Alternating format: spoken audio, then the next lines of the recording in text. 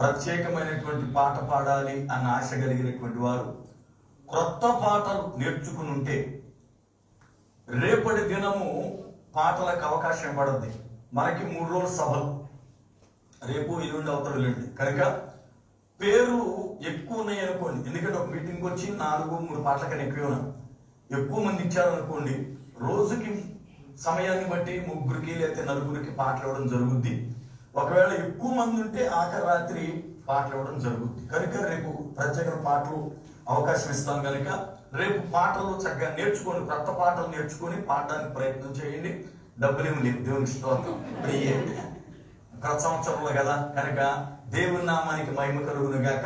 పాటలు పాడేవారు పాహిల్ వారైతే డానియల్ బార్ గారికి పేరు ఇవ్వండి, ఇక్కడ వాళ్ళైతే సురేష్ పాస్టర్ గారికి పేరు ఇవ్వండి. వాళ్ళు ఆ పేరు తర్వాత నాకు చెబుతారు కనుక దాన్ని బట్టి క్రమం వేయడానికి అవకాశం ఉండదు. ఈ రాత్రి మనమందరం చిన్న ప్రార్థన చూసుకుని ఇక వాక్యాన్ని చదువుకుని కార్యక్రమంకి వెళ్దాం. ప్రార్థన.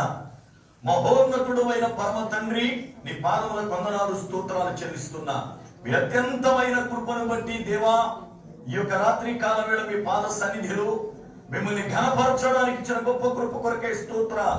ఇప్పటివరకు బిడ్డలు ఈ సంవత్సర కాలం అంతా కూడా కాచి కాపాడారు కనుక సాక్ష్యాలు ఇచ్చారు. ప్రభునికి స్తోత్రాలు. ఇంకా చాలా మంది బిడ్డలు సాక్ష్యాలు ఇవ్వలేదు, సమయం చాలేదు ఆయన కనుక మీ కృపలో ప్రతి బిడ్డను మీరు దీవించండి. కార్యారంభం నుండి అంతవరకు మీరు మహిమార్థంగా జరిగించండి. యేసు నామమున ప్రార్థిస్తున్నారు పరమ తండ్రి, ఆమేన్. అందరం లేచి నిలబడదాం. పరిశుద్ధ గ్రంథములో నుండి కీర్తనల గ్రంథం 103వ కీర్తన 1 నుండి 5వ చరణం వరకు, 1 నుండి 5వ చరణం వరకు సహాయ కాపరి సత్యనారాయణ గారు చదువుతారు. మనం వారి వెంబడి జాగ్రత్తగా ఆ మాటలు పలుకుదాం. రైట్.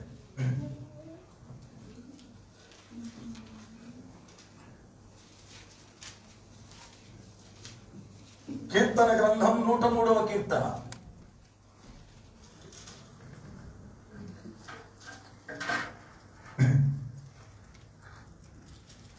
ఒకటి నుండి 5 వరకు.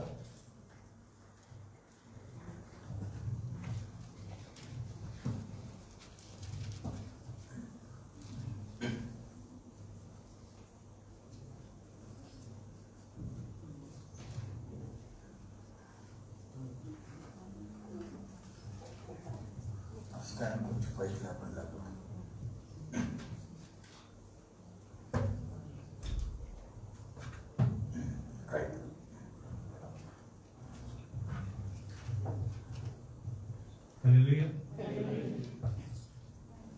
కీర్తన దావీదు కీర్తన గ్రంథం 103వ కీర్తన 1 నుంచి 5 వరకు చదువుకున్నాను. నా ప్రాణమా యెహోవాను సన్నిధించుము, నా అంతరంగమును సమస్తమా ఆయన పరిశుద్ధ నామమును స్తుతించుము. నా ప్రాణమా యెహోవాను స్తుతించుము. ఆయన చేసిన ఉపకారములలో దేనిని మరొకడు. ఆయన నీ దోషములన్నిటినీ క్షమించువాడు, నీ కుదుర్చువాడు. సమాధిలో నుండి ప్రాణమును విమోచించువాడు. కరుణ కటాక్షమును నీకు కిరీటముగా ఇచ్చున్నాడు. పక్షిరాజు యవ్వనము వలె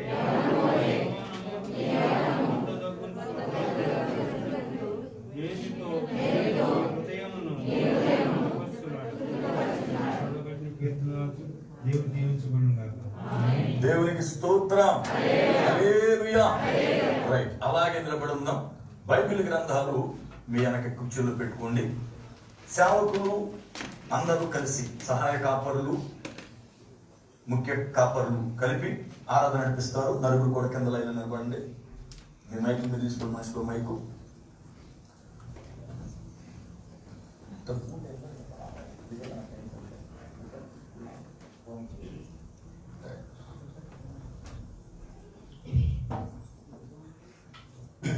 చిన్న ఆరాధన చేసుకుందాం. చిన్న ఆరాధన.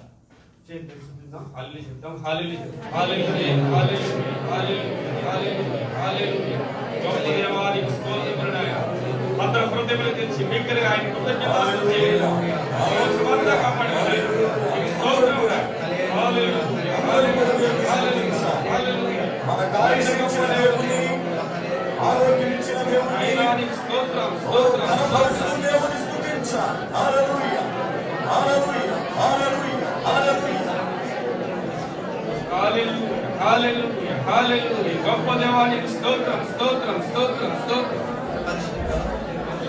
హల్లెలూయా హల్లెలూయా గొప్ప దేవానికి స్తోత్రం స్తోత్రం స్తోత్రం స్తోత్రం హల్లెలూయా హల్లెలూయా హల్లెలూయా హల్లెలూయా హల్లెలూయా హల్లెలూయా గొప్ప దేవానికి స్తోత్రం అబ్రహాము దేవా ఇస్సాకు దేవా యాకోబు దేవానికి స్తోత్రం స్తోత్రం స్తోత్రం స్తుతులపై ఆసీనుడు ఆయన.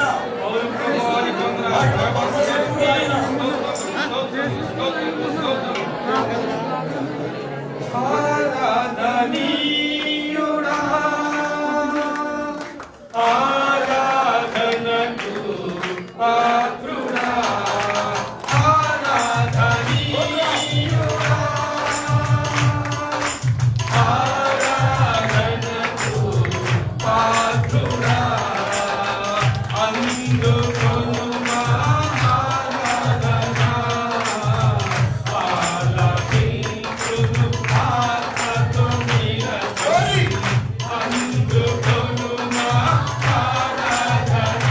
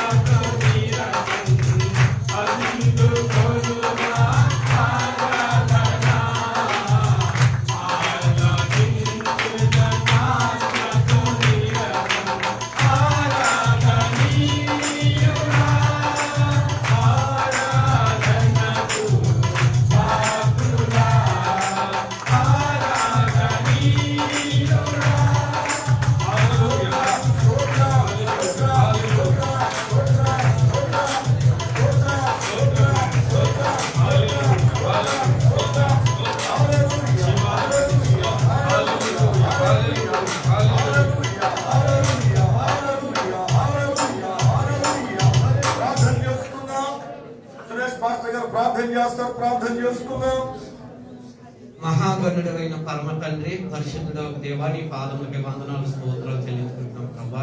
ఇదిగోనైనా ఈ దినం ప్రభా, ఈ రాత్రి సమయంలో ఈ సన్నిధిలో ప్రభా నిన్ను ఆరాధించడానికి నీ గొప్ప తరుణాన్ని బట్టి ప్రభా నీకు కృతజ్ఞతాస్తుతులు చెల్లించాలి. ఈ కార్యక్రమం అంతట్లో ఆయన మీరే తోడుగుండి నడిపించి మీరు మహిమ పొందమని యేసు నామములో ప్రార్థిస్తున్నాను పరమ తండ్రి. దేవునికి స్తోత్రం. క్రీస్తునేడు పుట్టెను, క్రీస్తునేడు పుట్టెను. Happy Christmas, happy Christmas. క్రీస్తునేడు పుట్టెను. అందరికి వందనాలు. కూర్చుందాం. మైక్ కట్టేసి కూర్చుంది. ఆరాధన నడిపించినటువంటి దైవజనులందరికీ వందనాలు తెలియజేస్తున్నా. ఈ రాత్రి కాలం వేళ ఒక చిన్న వర్తమానాన్ని మనం విందాం. దేవునికి స్తోత్రం. హల్లెలూయా. ఒక చిన్న వర్తమానాన్ని మనం విందాం. కొద్ది సమయములో నూతన సంవత్సరములోనికి మనం ప్రవేశించబోతున్నాం. దేవునికి స్తోత్రం. రైట్. మీ అందరికీ చాలా సంతోషం ఉంది కదా, కొద్ది సమయంలో నూతన సంవత్సరంలోకి వెళ్తున్నామని కదా. అయితే కొద్ది సమయంలో నూతన సంవత్సరంలోకి వెళుతున్న మనకు ఎంత సంతోషం ఉంటే, పరలోకం వెళ్ళడానికి సిద్ధపడి ఉంటే ఇంకెంత సంతోషం ఉంటది కదా. నూతన సంవత్సరములోనికి వెళ్ళడానికి నీవు సంతోషపడితే, నీవు పరలోకములోనికి వెళ్ళడానికి సిద్ధపడితే నిన్ను బట్టి ప్రభువు సంతోషిస్తాడు. దేవునికి స్తోత్రం. హల్లెలూయా. సంవత్సరం అనేది ప్రారంభమవుతుంది, ముగిసిపోతా ఉంది కదా. ఎన్నో సంవత్సరాలు మన పైన దాటి వెళ్ళిపోయాయి. ప్రతి సంవత్సరం మొదటి దినం ఈ రీతిగానే సంతోషిస్తున్నాం. సంవత్సరం గడుస్తుంది, మళ్ళీ తిరిగి నూతన సంవత్సరం వస్తుంది. అయితే ఈ యొక్క ఆనందం, ఈ సంతోషం సంపూర్ణముగా కనబట్టలేదు. కానీ సంపూర్ణముగా మనకి సంతోషం ఉండాలి అనంటే మనమందరం పరలోకమునకు చేరునట్లు రక్షణ పొంది సిద్ధపడిన వారమై ఉండాలి. దేవునికి స్తోత్రం. హల్లెలూయా. ఈ రాత్రి కాల వేళ పరిశుద్ధ గ్రంథములో నుండి చిన్న వర్తమానాన్ని మనం ధ్యానం చేద్దాం. మనము 103వ కీర్తన 1 నుండి 5 వరకు చదువుకున్నాం కదా. ఇది చాలా మందికి కంఠస్థమైనటువంటి వాక్యం. మిమ్మల్ని చెప్పమంటే మీరు చక్కగా చెప్పేస్తారు కదా. 103వ కీర్తన చెప్పమన్నా, 23వ కీర్తన చెప్పమన్నా, కొన్ని కీర్తనలు చక్కగా కంఠోపాఠముగా చాలా మంది వాటిని అభ్యసిస్తారు. దేవుని వాక్యాన్ని అభ్యసించడం మంచిది, దేవుని వాక్యాన్ని అభ్యసించడం మంచిది. అయితే 103వ కీర్తనలో ఉన్న ఈ రాత్రి 3 విషయాలు నేను మీకు జ్ఞాపకం చేయడానికి ఇష్టపడుతున్నా. ఏమిటి అంటే, సంవత్సర కాలం అంతయు కూడా ప్రభువు మనలను కాచాడు, కాపాడాడు. కొద్ది సమయంలో మనం నూతన సంవత్సరంలోనికి వెళ్ళబోతున్నాం. అయితే ఈ సంవత్సరం ముగింపులో మనం ఏం చేయాలి అనే 3 విషయాలు చూద్దాం. ఏమండి, మనం సంవత్సరం ముగించుకుని నూతన సంవత్సరంలోనికి వెళ్ళబోతున్న మన జీవితంలో మనం చేయవలసిన 3 కార్యాలను ఈ రాత్రి మనం విందాం. నెంబర్ 1, సంవత్సర కాలం అంతయు కూడా ప్రభువు కాచి కాపాడాడు గనుక ఆయనకు నిండు మనస్సుతో కృతజ్ఞతాస్తుతులు చెల్లించాలి. దేవునికి స్తోత్రం. హల్లెలూయా. చదువుకున్న వాక్య గ్రంథాన్ని 103వ కీర్తన 2వ చరణం. నా ప్రాణమా యెహోవాను సన్నుతించు, ఆయన చేసిన ఉపకారములలో దేనిని మరువకము. చాలు. కీర్తనకారుడైనటువంటి దావీదు భక్తుడు తన ప్రాణముతో చెప్పుకుంటున్నాడు. ప్రాణం ఎక్కడుంటుంది? లోపల ఉంటుందా, బయట ఉంటుందా? చెప్పాలందరూ. లోపల ఉంటుంది. తన ప్రాణముతో చెప్పుకుంటున్నాడు. ప్రాణాన్ని ఎప్పుడైనా చూసారా? మాట్లాడుద్దా? చెప్పాలి. మరి మాట్లాడినప్పుడు విననప్పుడు దావీదు భక్తుడు చెప్పుకుంటే ఏమంటారు? ఇప్పుడు లోపల ఉన్న ప్రాణం మాట్లాడుకోకుండా వినకోకుండా ఉందనుకో, నాకు నేనే మాట్లాడుకుంటున్నాను అనుకో, అప్పుడు ఏమంటారు? నన్ను మీరు అందరు కలిసి పిచ్చోడు అంటారు. అవునా కదా? అయ్యారు బాగా పిచ్చెట్టింది, బైబిల్ చదివి బాగా చదివి కదా, అవునా కదా? అంటే దావీదు భక్తుడు మరి పిచ్చోడా? మహారాజు కదా. అంటే దావీదు భక్తుడు తన ప్రాణముతో మాట్లాడుకుంటున్నాడు. అంటే ప్రాణము కూడా దావీదు భక్తుని మాటలు వింటుంది. దావీదు భక్తుని మాటలు వింటుంది. లోపల ఉన్న ప్రాణం అంటే ఆత్మ. ప్రాణము అంటే ఆత్మ. మనకి పరిభాషలో చెప్పాలంటే, మీకు అర్థమయ్యే భాషలో చెప్పాలంటే, ఆత్మతో ఆయన చెప్పుకుంటున్నాడు. ఎందుకు? ఆయన అంటాడు, అంతరంగమునున్న సమస్తమా. అంతరంగమునున్న సమస్తం అంటే మన అంతరంగములో ఏముంది చూడండి. మన అంతరంగములో ఏముందో యోబు గ్రంథం 32వ అధ్యాయం 18వ వచనం. యోబు గ్రంథం 32వ అధ్యాయం 18వ వచనం. నా మనస్సు నిండా మాటలున్నవి, నా అంతరంగమునున్న ఆత్మ నన్ను బలవంతము చేయుచున్నచ్చా. అంటే ఇప్పుడు అంతరంగములు ఏమున్నట్టు? ఆత్మ ఉంది. అయితే అక్కడ ప్రాణం అని వాడాడు కానీ దాన్ని ఆత్మ అని మనం అర్థం చేసుకోవాలి. సామాన్యంగా ప్రాణం అంటే రక్తం, ప్రాణం అంటే రక్తం. కానీ ఇక్కడ రక్తం కాదు, ఆత్మ. ఆత్మతో ఆయన మాట్లాడుతున్నాడు. నా ఆత్మ ఆయనను సన్నుతించు, ఆయన చేసిన ఉపకారములలో దేనిని నీవు మర్చిపోదు. అంటే మొట్టమొదటిగా ఈ సంవత్సరపు ముగింపులో మనము చేయవలసిన పని ఏమిటంటే, ఆయన మన జీవితంలో ఏ కార్యాలు చేశాడో, ఎలాంటి అద్భుతాలు చేశాడో, ఏ రీతిగా మనల్ని కాచి కాపాడాడో, ఏ రీతిగా ఆయన మనల్ని సంరక్షించాడో అది మనం జ్ఞాపకం చేసుకొని నిండు హృదయముతో, పూర్ణ హృదయముతో దేవునిని మనం ఆరాధించాలి. దేవుని స్తోత్రం.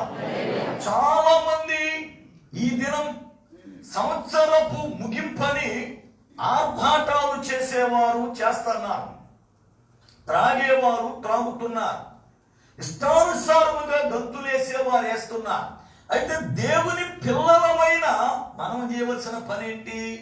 దేవుని పిల్లలమైన మనమేం చేయాలి అంటే, గత జనవరి నుండి ఈ రోజు వరకు ఆయన నన్ను ఏ రీతిగా కాపాడాడో, నన్ను ఏ రీతిగా పోషించాడో, నన్ను ఏ రీతిగా నడిపించాడో, నా కుటుంబం ఇలా క్షేమముగా ఉంది అంటే నా పరిస్థితి ఏమిటి అని ఆయన చేసిన ప్రతి మేలుని జ్ఞాపకం చేసుకుని మనము ఆయనను ఘనపరచాలి. ఎందుకంటే ఈ దినములలో బయటకు వెళ్ళిన వారు తిరిగి వస్తారు అన్న గ్యారంటీ లేదు. ఒక చిన్న మాట చెబుతా. మన సంఘంలో సామీరు ఉన్నాడు కదా బిడ్డ, ఆయన స్నేహితుడు లేక ఆయనకు బంధువుతో తెలియదు. నాకు 2-3 రోజుల క్రితం జరిగిన చిన్న సంఘటన. షాలిమీరు ఉంటున్నాడట ఆయన, 4 ఆడపిల్లలంట, చిన్న వయసే. డ్యూటీకని బయలుదేరాడు. ఇంటి వెనకాలి దారి పరస మర్చిపోయాడు ఆ రోజు అనుకోకుండా. డ్యూటీకని బయలుదేరాడు. వెళ్ళిన వ్యక్తి సాయంకాలం వరకు రాలేదు.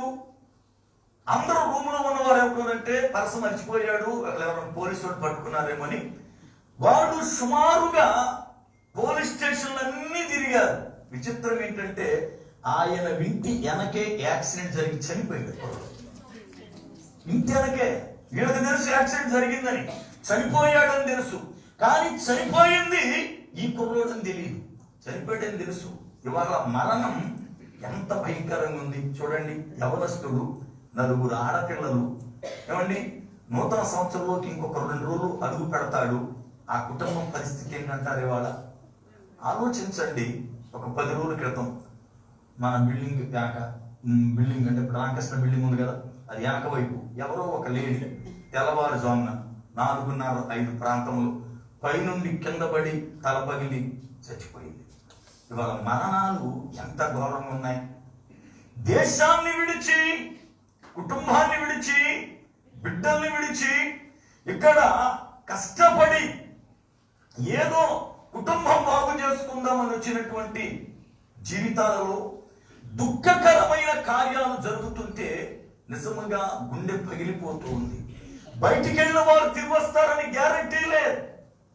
పరిస్థితులు నమ్మిన వారు చూస్తే నట్టేట ముంచేసే పరిస్థితులు, ఎవరిని నమ్మాలో అర్థం కాని పరిస్థితులు, ఎలా ఉంటాయో అర్థం కాని పరిస్థితులు. ఈ కరోనా పరిస్థితుల్లో కుటుంబాలు కూడా తల్లకిందులైపోయి, ఇలాంటి పరిస్థితుల్లో సంవత్సర కాలమంతా కూడా నిన్ను కంటికి రెప్పలా కాచి ఇవాళ ఆరోగ్యముగా నిన్ను ఉంచాడు అంటే నువ్వెంత దేవుని స్తుతించాలి, ఎంత ఆరాధించాలి. మనకన్నా ఆరోగ్యవంతులు, మనకన్నా బలవంతులు, మనకన్నా గొప్పవారు, మనకన్నా యోగ్యులు ఎంతమంది రోజున, మనకన్నా చిన్న వయసు వారు ఎంతమంది చనిపోయారు కదా.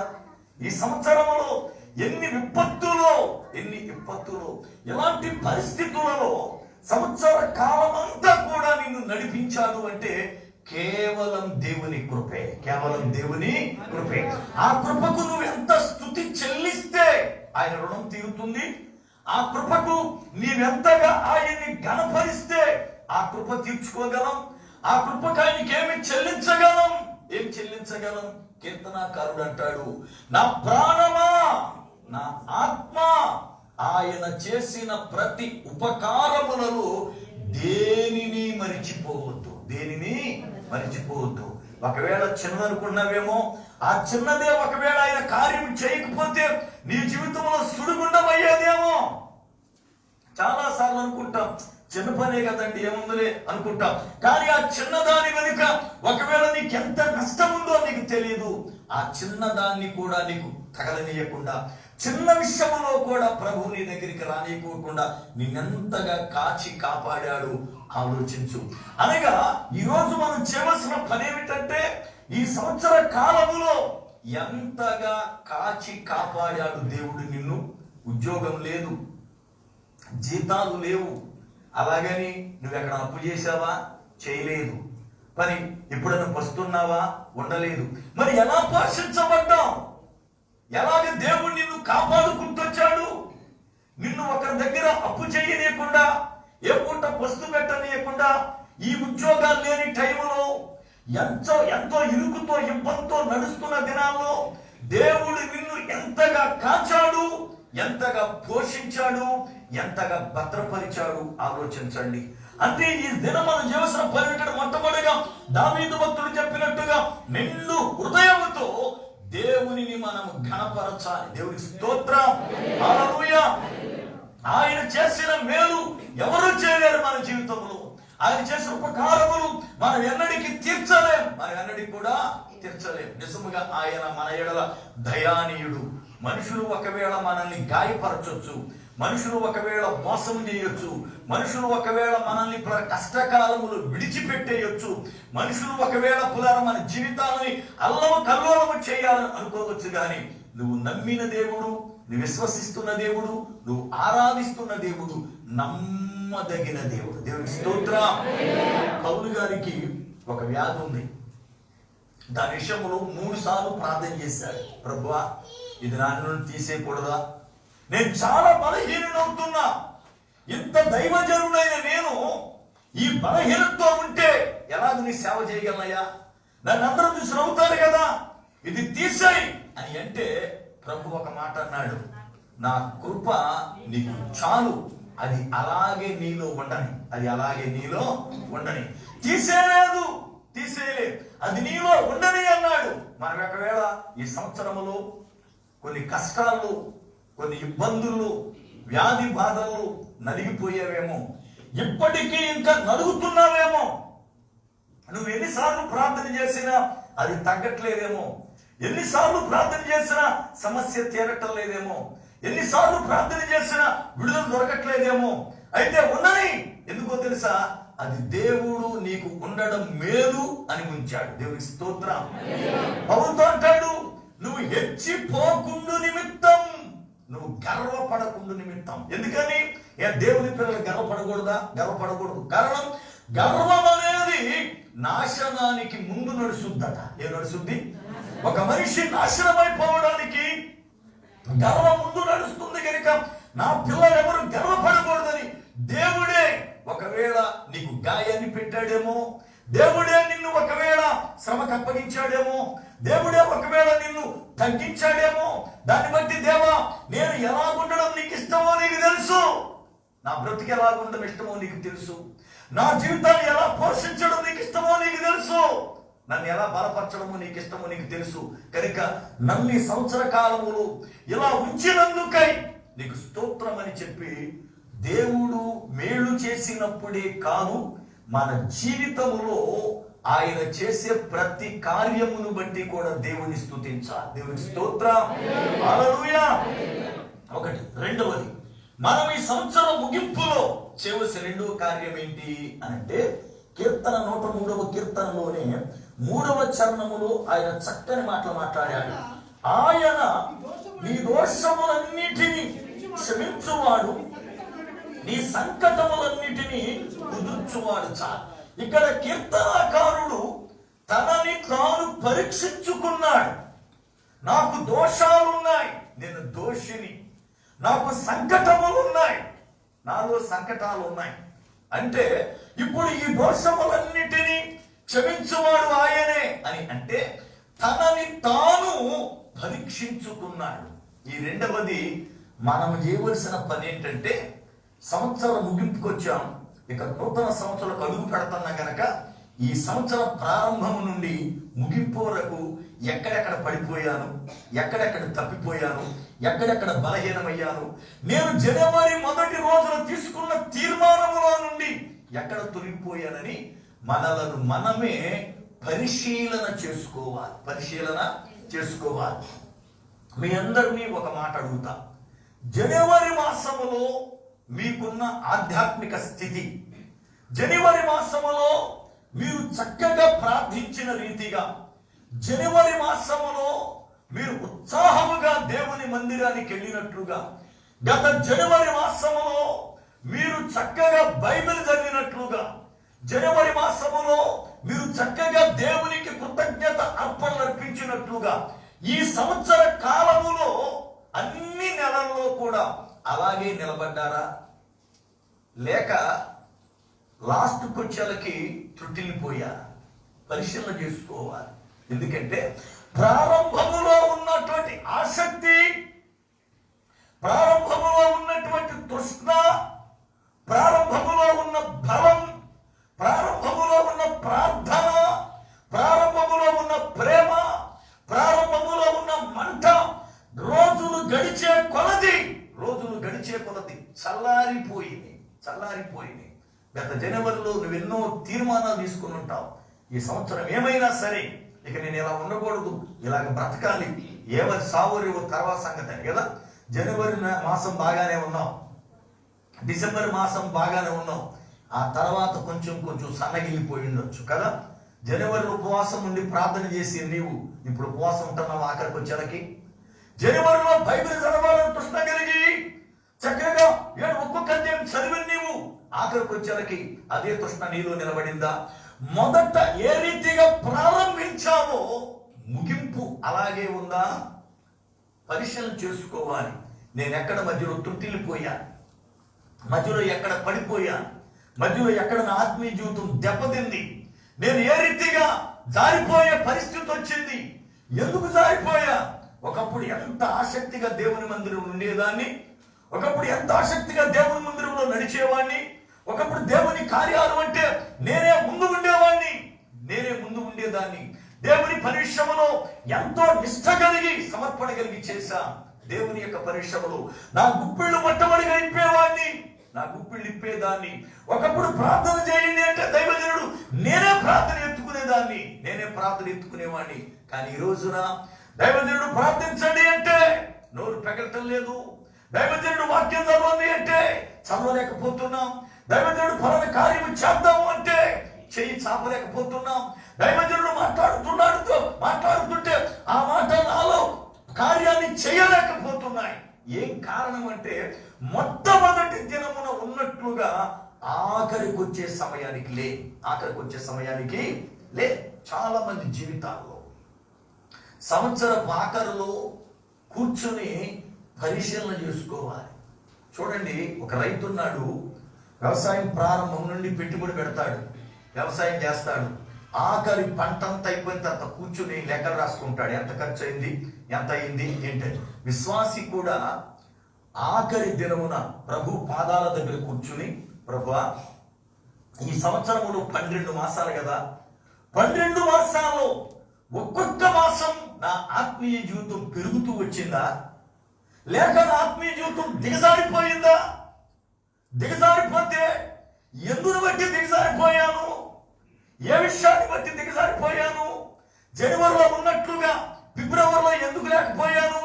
నా మనసు వేరే దాని మీద పెట్టడం వల్ల, నా ఆలోచన వేరే దాని మీదకి వెళ్ళిపోవడం వల్ల, నా యొక్క సమయాన్ని వేరే దాన్ని కేటాయించడం వల్ల అని చెప్పి మనల్ని మనమే పరిశీలన చేసుకుంటే మళ్ళీ తిరిగి అలాంటి పరిస్థితి రాకుండా ఉండునట్లు మనం సరి చేసుకోవడానికి అవకాశం కలుగుతుంది. దేవునికి స్తోత్రం.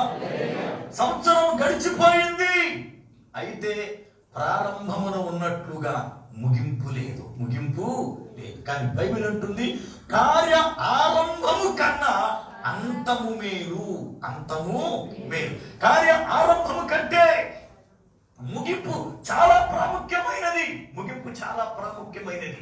నీ ఆత్మీయ జీవితాన్ని ఒక్కసారి పరిశీలన చేసుకోవాలి. ఎందుకో తెలుసా, ఇంకా కొద్ది సమయంలో నూతన సంవత్సరంలోకి వెళ్తున్నాం.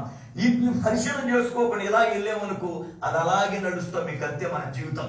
అదే పరిశీలన చేసుకుంటే ఈ విషయాల్లో నేను బలహీనమయ్యాను, ఈ విషయాల్లో తప్పిపోయాను కనుక ఇక నూతన వత్సరములో ఈ విషయంలో నేను పడిపోకూడదు, ఈ విషయంలో జారిపోకూడదు, విషయం ఇలాగూ తీసుకోవాలి, నేను ఈ విషయంలో నేను నిలబడాలని చెప్పి ఒక నూతన తీర్మానముతో దానిలోని అడుగు పెడతాం. దేవునికి స్తోత్రం, హల్లెలూయా.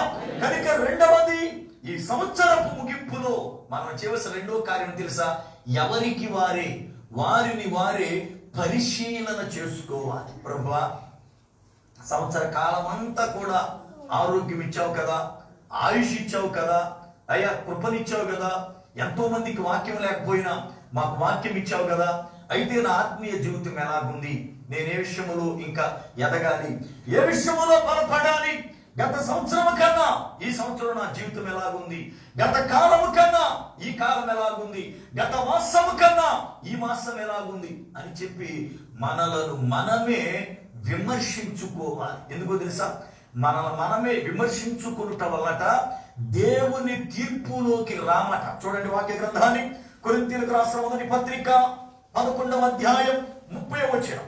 కొరింథీయులకు రాసిన మొదటి పత్రిక 11వ అధ్యాయం 30వ వచనం చదవండి. బలహీనులు రోగులై ఉన్నారు చాలా మంది. అయితే చూడండి, మనలను మనమే విమర్శించుకొని ఎడల తీర్పు పొందకపోవుదుము. పౌలు అంటాడు, మనలను మనం తీర్పు తీర్చుకుంటే బలహీనులు కాకపోదుము కదా, రోగులము కాకపోదుము కదా, చనిపోకుండా ఉండేవారము కదా, విమర్శ లేదు, మనలో సద్విమర్శ లేనే. నేను ఏ రీతిగా ఉంటున్నాను, నా ఆత్మీయ జీవితం ఎలాగుంటుంది, నేను ఏ రీతిగా బ్రతుకుతున్నాను అని మనల్ని మనమే పరిశీలన చేసుకోవాలి. కానీ మనం పరిశీలన చేసుకోం, నేను బాగున్నా, నాకేంటి గత కాలం కానీ ఇప్పుడు ఇంకా బాగున్నా అంటే దేని విషయంలో బాగున్నావు, బాహ్యముగానా ఆత్మగానా? బైబిల్ గ్రంథంలో పౌలు అంటాడు, దినము నా అంతరంగ పురుషుడు నూతన పరచబడుతున్నాడు. ఏమవుతాడట చూడండి వాక్య గ్రంథం ఒక్కసారి మనం చూద్దాం. అపోస్తులుడైన పౌలు కొరింథీయులకు రాసినటువంటి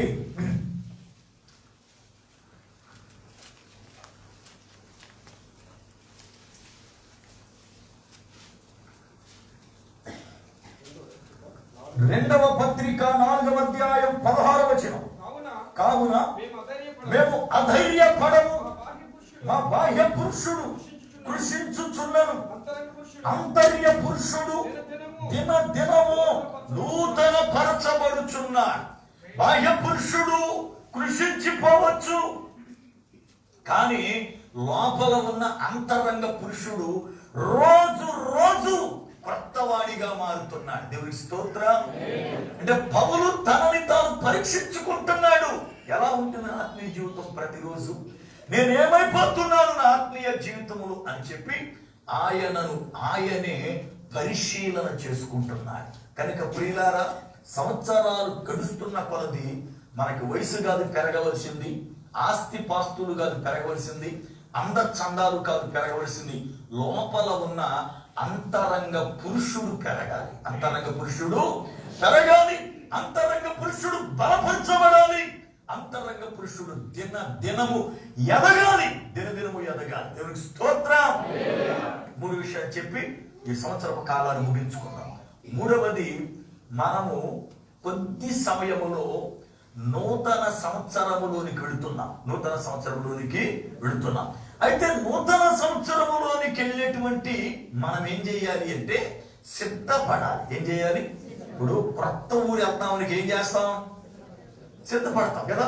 అక్కడ మనుషులు దొరుకుతాయో దొరకవో, భోజనం దొరుకుతుందో దొరకదు, అక్కడ ప్రయాణానికి అనుకూలత ఉంటుందో ఉండదు, అక్కడ నేను ఉండడానికి ఏదైనా ఆ యొక్క వసతి ఉంటుందో ఉండదని ముందుగానే వాటన్నిటి కొరకు సిద్ధపడతాం. అదే మనకి తెలిసిందనుకో, ఇంతకుముందు ఒకసారి వెళ్ళొచ్చిందనుకో, ఇంతకుముందు వెళ్ళేదిగా నాకు తెలిసిలేండి అనొచ్చు. ఇప్పుడు రాబోయే సంవత్సరం నువ్వు ఎరగని సంవత్సరం. ఏ సంవత్సరం ఇది? ఇప్పుడు 2020 చూసొచ్చా ముందు వెళ్ళి మనకి తెలదు కదా. తెలవదు గనక దానిలోనికి ఎలా వెళ్ళటానికి రెడీ అవ్వాలంటే సిద్ధపడి ఉండాలట. వాక్యం చదువుకుందాం. యెహోషువ గ్రంథం 3వ అధ్యాయం 4వ వచనం. యెహోషువ గ్రంథం 3వ అధ్యాయం 4వ వచనం. చూడండి, మీకును దానికి దాదాపు 2000 కొల మూరల ఎడము ఉండవలెను. మీరు వెళ్ళు త్రోవ. ఆ మాట అండర్లైన్ చేసుకోండి. మీరు వెళ్ళు త్రోవ, మీరు ఇంతకు ముందు వెళ్ళినది కాదు. దేవునికి స్తోత్రం. బైబిల్ గ్రంథములో యెహోషువ దేవుని ప్రజలైన ఇశ్రాయేలుతో మాట్లాడుతుంటున్నాడు. ఓ ఇశ్రాయేలీయులారా, ఇప్పుడు మీరు వెళ్ళబోయే దారి మీరు ఇంతకు ముందు వెళ్ళింది కాదు, అది మీకు తెలియదు, మీరు ఎప్పుడు చూడలేదు, దాన్ని ఎప్పుడు వెళ్ళలేదు మీరు. కనుక మీరు వెళ్ళే త్రోవ క్రొత్తది కనుక మీరు వెళుతున్న ఈ మార్గాన్ని గుర్తుపడుతూ ఉండాలి. దేవునికి స్తోత్రం. 2021 కూడా మనం ఇంతకుముందు ఎప్పుడు వెళ్ళింది కాదు కదా. ఎందుకంటే మనం దాని త్వరకు చూడలేదు. మనకి క్రొత్త దారి. ఇప్పుడు ఈ దారిలో ఏమేమి వస్తాయో తెలియదు. వాటన్నిటిని ఎదుర్కోవడానికి సిద్ధపడి అడుగు పెట్టాలి. దేవునికి స్తోత్రం. చాలా మంది అనుకుంటారు, నాకేంటి, నేను వెళ్ళిపోతాను అనుకున్నా 2020లోనికి. వెళ్ళారు, అడుగు పెట్టారు, కానీ బోర్డర్ చేరల. అవునా కదా? ఏమండి, చాలా మంది బయలుదేరారు. యోన ఏమనుకున్నాడు? దేవుడేంటే నేను వాళ్ళకి పడుకుంటే ఎవడు తెలుస్తుంది అని చెప్పి వాళ్ళకెక్కి అడుగులు పడుకునే రకంగా అడుగు భాగంలో ఏమండి అనుకున్నాడు. టికెట్ కొనేసా, నెంబర్ 1 వాడలో ఎక్కా, ఎవడికి తెలియదు, నేను ఏం పర్లే దిగేస్తాను తరిశీష్ అనుకున్నాడు. ఎప్పేదో ఎక్కాడు. కరెక్ట్ గా మధ్యకొచ్చినాక పెట్టాడు దేవుడు, తీసి బయటపడేయండి అన్నాడు. అంతే. యోన అనుకున్నాడు, నాకేంటి, నేను చేరిపోతాను రేవుకు అనుకున్నాడు. రేవుకి వెళ్ళాలా. ఒకవేళ అనుకోవచ్చు 2021 జనవరి ప్రారంభించాను, గమ్యానికి వెళ్ళిపోతారని. గమ్యానికి వెళ్ళలేవేమో ఆలోచిస్తున్నావా? మనం అనుకోవడానికి ఇంతకు ముందు వెళ్ళిన దారి కాదు, ఇది క్రొత్తది. కనుక ఇప్పుడు అడుగు పెట్టే మనము ఏం నేర్చుకోవాలంటే, ప్రభువా 2020లో అడుగు పెట్టే జనవరిలో అయితే ఈ సంవత్సరంలో ఎన్నో తుఫాన్లు చూశా, ఎన్నో భూకంపాలు చూశా, ఎన్నో తెగుళ్ళు చూశా, ఎన్నో మరణాలు చూశా. ఈ మార్గం క్రొత్తదయ్యా, ఎంతకు ముందు చూసినట్టు ఎప్పుడు చూడలా. అవునా కదా? ఈ సంవత్సరం చూసినటువంటి విధానం ఎంతమంది ఎప్పుడైనా చూసారా? చూస్తే ప్రజలు సిద్ధపడుతురు కదా, చూస్తే ప్రజలు దాన్ని ఎదుర్కోవడానికి సన్నద్ధులు అవుతురు కదా. చూడలే, రాబోయే సంవత్సరంలో కూడా ఎలాంటి తెగుళ్ళు వస్తాయో తెలియదు, మనకి ఎలాంటి తుఫాను వస్తాయో తెలియదు, ఎలాంటి బలహీనతలు వస్తాయో తెలియదు, ఎలాగ పరిస్థితులు మారుతాయో తెలియదు. అయితే వీటన్నిటిని ఎదుర్కొని ఈ జనవరి ప్రారంభం నుండి డిసెంబర్ ఆఖరి రోజుకు చేరే వరకు దానిలో ప్రయాణించడానికి కావలసిన సిద్ధపాటు మనకు ఉండాలి. దేవుని స్తోత్రం. ఆ సిద్ధపాటు ఏంటో 2వ సెక్షన్లో చెబుతా, లేదంటే రేపు రాత్రి చెబుతా. దేవుని స్తోత్రం. ఎందుకంటే అది ఇప్పుడు తెలంగాణ ఎత్తుకుంటే ఎలా సిద్ధపడాలి నూతన సంవత్సరంలోకి వెళ్ళడానికి మనం. ఎందుకంటే చాలా మంది ఎలా సిద్ధపడడం ఏంటి, మంచి పరిచయం సరిపోతుంది, పరిచయం సరిపోతే ఏంటి ఏమండి లేకపోతే మంచిగా ఏమైనా చక్కగా బిర్యానీ వండి కూడా సరిపోతుంది. నూతన సంవత్సరం సరిపోద్దా? ఏమండి, నూతన సంవత్సరంలోకి వెళ్ళాలంటే నువ్వు ఎలా సిద్ధపడాలి? ఒక కొత్త దినంలో కడుగు పెట్టాలంటే దేనితో నువ్వు ప్రారంభించాలి? ఎందుకంటే ఇంతకుముందు మనం ఎరగమా దినం, ఇంతకుముందు మనం చూడలేదు ఆ దినము. కానీ ప్రభు మహాకృప మనము ఎరగని దానిలోనికి మనల్ని నడిపిస్తున్నాడు. దేవునికి స్తోత్రం. చాలా మంది మీరు అనుకుంటారు కదా, నేను ఇంక ఈ సంవత్సరంతో చనిపోతాను, బ్రతకనని మీరు చాలా మంది అనుకుంటారు. ఎందుకంటే పరిస్థితులు అలా చుట్టేసినవి చాలా మందిని. ఇది నాకు ఆఖరి సంవత్సరం, ఇవి ఆఖరి రోజులు, ఎందుకంటే నాన్నవారు నాకు ఎవరు లేరు, నా పరిస్థితులు అంత అంధకారం అయిపోయింది, ఇక ఇంతే, ఇక 2021 ఎలా ఉండదో కూడా నాకు తెలియదు అనుకుని ఉండవచ్చు. కానీ ప్రభు నిన్ను ప్రేమించి ఆయుష్ను పొడిగించి ఆరోగ్యాన్ని ఇస్తూ ప్రభువు ఒక కొత్త సంవత్సరంలోనికి అడుగు పెడుతున్నాడు గనక ఇప్పుడు నువ్వు చేసిన పనులు 3 పనులు. నెంబర్ 1, గత కాలం అంతా కూడా నీకు కృపనిచ్చినందుకై నిండు హృదయముతో దేవుని స్తుతించాలి. దేవునికి స్తోత్రం. రెండవది, ఈ సంవత్సర కాలంలో దేవునికి ఎక్కడ దూరం అయ్యావో పరిశీలన చేసుకోవాలి. ఎందుకంటే మనం చాలాసార్లు దూరం అయ్యాం, అవునా కదా? ఆరాధన జరుగుతున్నా కూడా చాలాసార్లు ఆరాధనకి వెళ్ళామా, అవునా కదా? డ్యూటీ నుండి వెళ్ళకపోతే అది వేరే కారణం, ఒంట్లో బాగోకో వెళ్ళకపోతే అదే కారణం. అన్నీ బాగుండి కూడా వెళ్ళని పరిస్థితులు చాలాసార్లు ఉన్నాయి మన జీవితాల్లో. ఎందుకు వెళ్ళలేరు అంటే మీకు తెలుసు ఆ విషయాలన్నీ, అవునా కదా? ఏ ఆటంకాలు వచ్చినాయో, ఏటిని ఎదుర్కొన్నారో, కారణాలు ఏంటో మీకు తెలుసు. ఎందుకంటే అపవాది చాలా సులువుగా చిక్కులు పెడతాడు, చాలా సులువుగా చిక్కులు పెడతాడు. కనుక ఈ సంవత్సరం ఎక్కడ దేవుని సన్నిధికి దూరం అయిపోయానో, ఎక్కడ దేవునికి దూరం అయిపోయానో, ఎక్కడ ఆత్మీయ జీవితాన్ని కోల్పోయానో, ఎక్కడ నా ప్రార్థన జీవితం తగ్గిందో, ఎక్కడ నా యొక్క పరిశుద్ధత పోగొట్టుకున్నానో దాన్ని పరిశీలన చేసుకోవాలి. మూడవది, సిద్ధపాటు కలిగి ప్రార్థనాపూర్వకముగా, ప్రభువా నేను నాయన ఎరగని సంవత్సరంలోకి అడుగు పెడుతున్నా కనుక నన్ను నీవే నడిపించాలి, నా నావికుడు నీవే, లేకపోతే నేను నడవలేనయ్యా, అయ్యా నా వల్ల కాదు అని చెప్పి ఆయన యొక్క పాదముల దగ్గర ప్రార్థనతో కన్నీటితో మనము లోపలికి అడుగు పెట్టాలి. దేవుని స్తోత్రం. నడిపించును నజరేయుడు, పాడదామా? దేవునికి స్తోత్రం. హల్లెలూయా. దేవుని నామమునకు మహిమ కలుగును గాక. హల్లెలూయా. చూడండి 139వ పాట. నడిపించును నజరేయుడు ఇమ్మానుయేలుగా ఈ యాత్రలో, నడిపించును నజరేయుడు ఇమ్మానుయేలుగా ఈ యాత్రలో, పగలైనా ఎండైనా వానైనా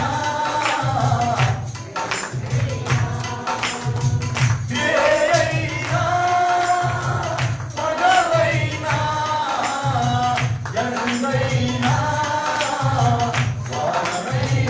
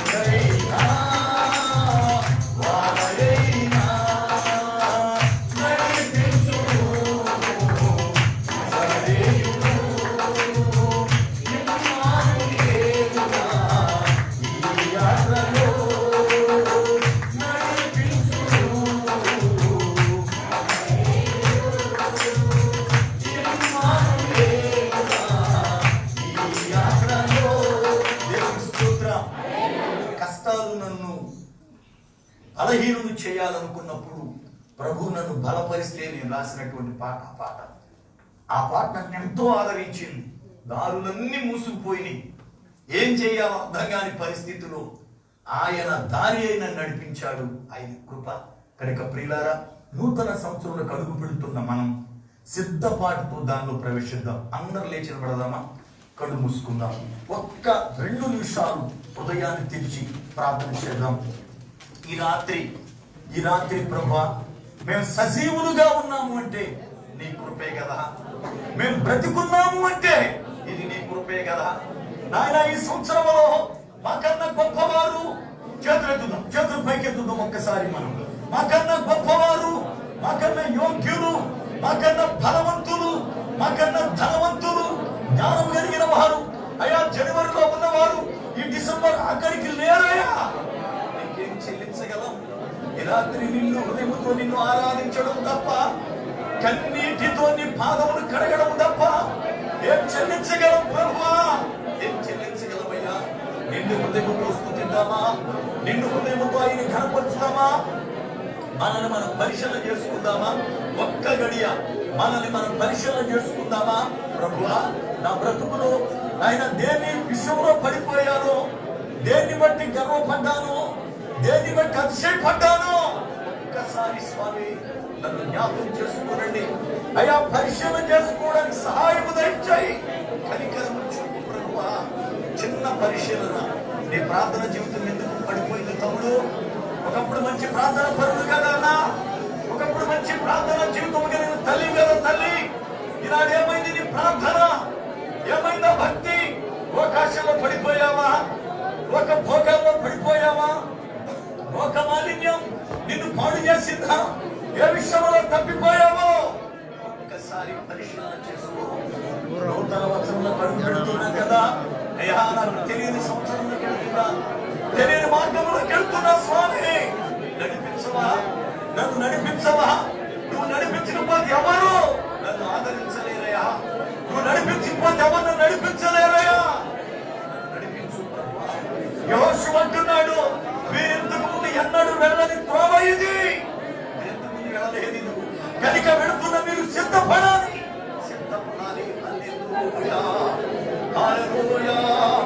ఎన్నడూ వెళ్ళని మార్గం ఇది, ఎన్నడూ చూడని నూతన సంవత్సరం ఇది.